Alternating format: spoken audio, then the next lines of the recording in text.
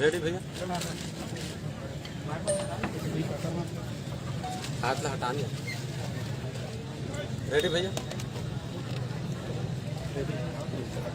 और यहाँ आप आए हैं, ये जो आपका सभा है, उद्देश्य क्या है, किस उद्देश्य से यहाँ पे ये जो रैली का आयोजन किया गया है?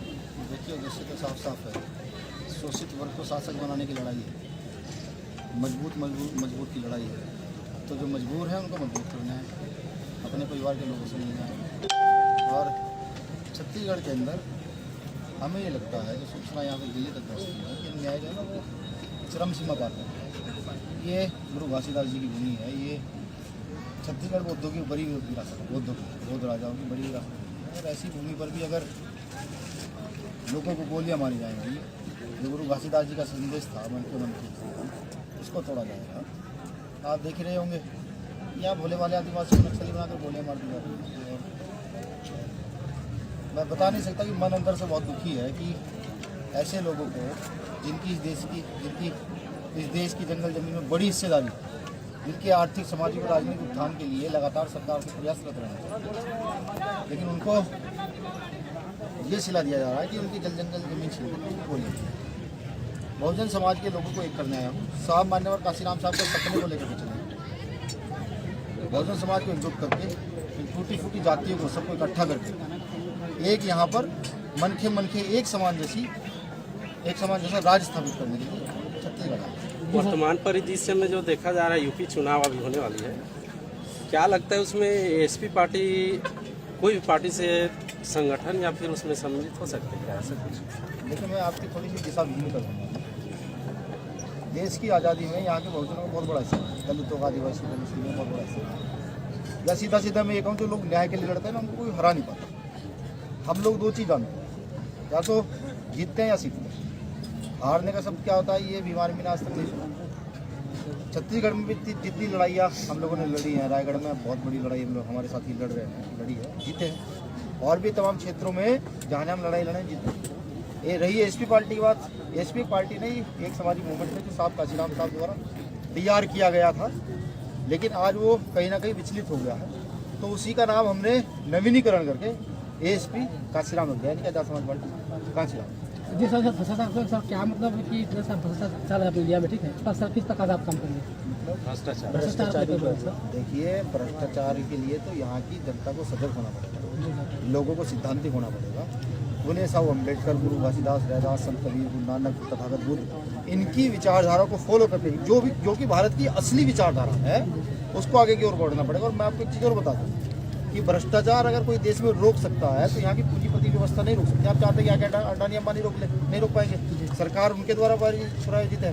भारत की प्रत्येक व्यवस्था, कोलफील्ड ले लीजिए, या यहाँ का जो जंगल है, उसको अधिग्रहण करके किसके हाथ में दिया जा रहा है? उन्नति किसकी होनी चाहिए?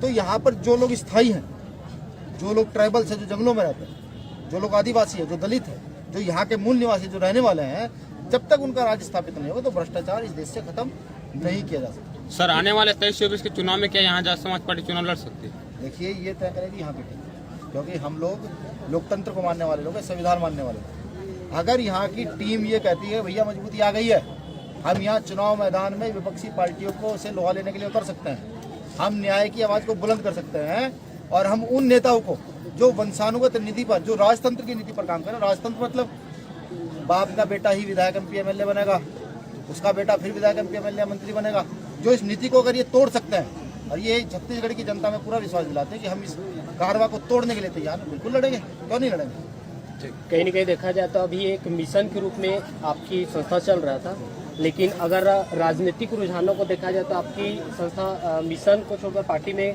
कन्वर्ट हो सकता है।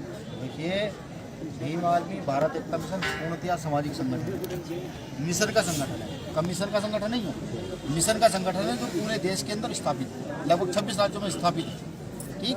दूसरा, मैं पार्टी की बात करूँ तो भीम आर्मी भारत एकता मिशन ने एक पार्टी का निर्माण किया है, जिसके राष्ट्राध्यक्ष भाई एडवोकेट चंद्रशेखर आजाद जी हैं, जो भीम आर्मी के संस्थापक। हम सब ने मिलकर एक पार्टी का निर्माण किया है जिसका नाम आजाद समाज पार्टी काशीराम है। वो भी एक मिशन है, कमीशन नहीं है, समझ रहे हैं? तो जब पहले मिशन कमीशनों में तब्दील हुए, तभी तो इस नए मिशन का निर्माण हुआ। ठीक है। तो ये मिशन बहुत मजबूती के साथ चलेगा, ये कमीशन में बदलेगा नहीं।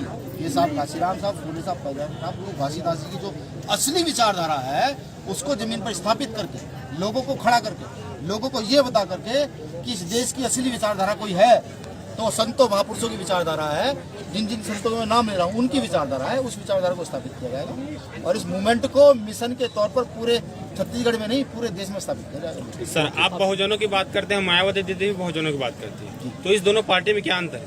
देखिए, बहन जी है, बुआ लगती है, हमारी बहन है, हमारी आदर्श नेता है, लेकिन कहीं ना कहीं विरासत जो होती है ना, विरासत, जैसे मेरे पिताजी हैं, वो कोई काम करते थे, मान के चलिए उनकी कोई दुकान थी, तो जब वो बुजुर्ग हो जाता है तो अपनी दुकान शिफ्ट कर देता है, वो बेटा या तो तुम देखो या किसी को देखने के लिए लगाओ जो इस दुकान को सही से चला सके, समझे?